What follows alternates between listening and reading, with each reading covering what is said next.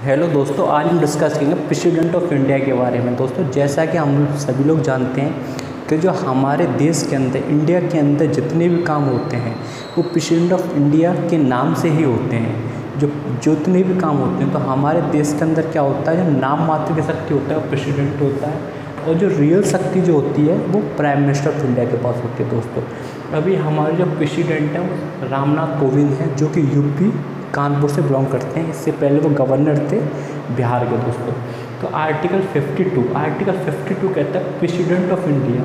Article 52 जो बताता है हमारे देश के अंदर प्रेसिडेंट ऑफ इंडिया के बारे में। दोस्तों, आर्टिकल 53 जो कहता है वो कहता है कि जो यूनियन, जो एग्जीक्यूटिव पावर होती है स्टेट की, वो किसके पास होती है, प्रेसिडेंट के पास होती है। दोस्तों, इसके अलावा बात करें इलेक्शन के, हमारे देश के अंदर राष्ट्रपति का चुनाव किस तरीके से होता है, तो राष्ट्रपति का चुनाव जो होता है वो दोस्तों लोकसभा तो राज्यसभा के इलेक्टेड मेंबर। दोस्तों, हम जैसा कि सभी लोग जानते हैं लोकसभा के अंदर मैक्सिमम जो 550 सीटें होनी चाहिए, अभी 545 सीटें। राज्यसभा के अंदर जो है 250 सीटें होनी चाहिए, जो कि अभी जो है 245 सीटें। दोस्तों, तो राज्यसभा के अंदर दोस्तों हम सभी लोग जानते हैं कि बहुत सारे मेंबर जो हैं, 12 मेंबर जो हैं यहाँ पे इलेक्टेड होते हैं, इसके नॉमिनेटेड होते हैं, जो कि कला, साइंस, विज्ञान के 6 से इलेक्टेड होते हैं। दोस्तों, इसके अलावा Lok Sabha assembly, legislative assembly, sorry दोस्तों, लेजिस्लेटिव असेंबली जिसमें यूपी है, राजस्थान है, पंजाब है, हरियाणा, जितने भी हमारे स्टेट हैं जहाँ पे चुनाव होते हैं, जहाँ पर सीएम चुना जाता है, वो सारे आएंगे इसमें।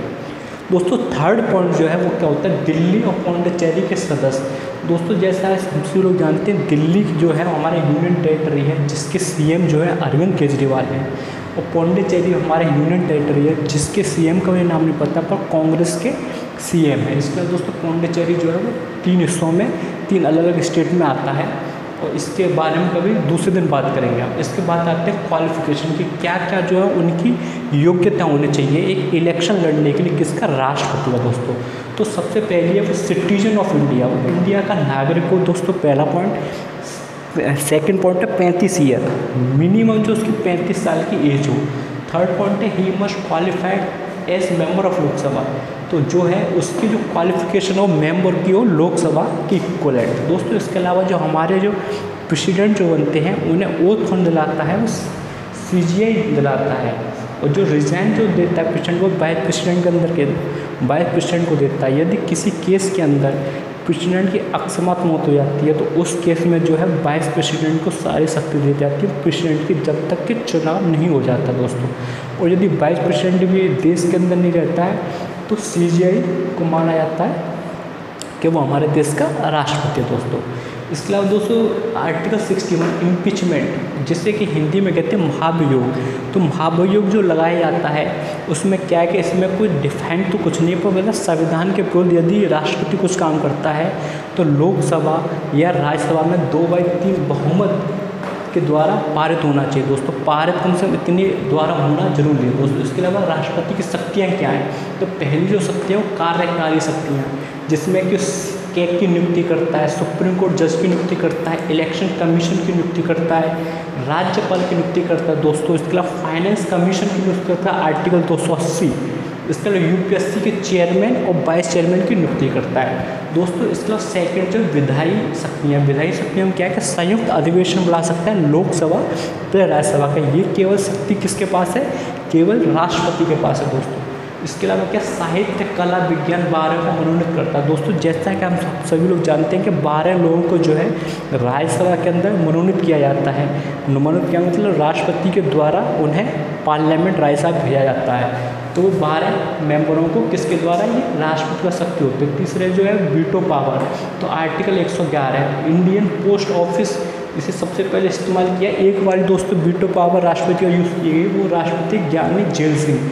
दोस्तों, पता होना चाहिए ज्ञानी जेल सिंह के द्वारा इंडियन पोस्ट ऑफिस के रिगार्डिंग। दोस्तों, इसके अलावा धन विधेयक को नहीं लौटा सकता। दोस्तों, एक्चुअली होता क्या है कि राष्ट्रपति शक्ति होती है कि वो किसी विधेयक को अपने पास रख सकता है। जैसे होता है क्या, संसद के अंदर मान लीजिए बिल पास हो गया, लोकसभा, राज्यसभा, उसके अलावा राष्ट्रपति के पास जाता है, राष्ट्रपति के सिग्नेचर हो जाते हैं, तो वो जो है हमारा कानून बन जाता है। तो क्या है कि राष्ट्रपति जो किसी बिल को अपने पास रख सकता है, किसी सिग्नेचर के लौटा सकता है, पर धन विधेयक को ऐसा नहीं रख सकता। उसके अलावा तो थर्ड है निर्णायक शक्तियाँ। सुप्रीम कोर्ट, हाई कोर्ट के जज की नियुक्ति कौन करता है? राष्ट्रपति के द्वारा होती है। सुप्रीम कोर्ट से सलाह ले सकता है राष्ट्रपति, पर उसकी सलाह मानने के लिए बाध्य नहीं है दोस्तों, पता होना चाहिए।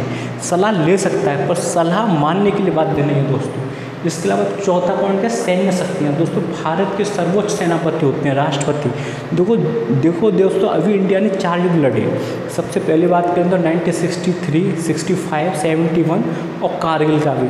तो जो लड़ाई जो लड़ी जाती है वो राष्ट्रपति के नाम से ही लड़ी जाती है। राष्ट्रपति ही घोषणा करता है स्टार्ट करने का युद्ध का, और राष्ट्रपति घोषणा करता है युद्ध खत्म होने का।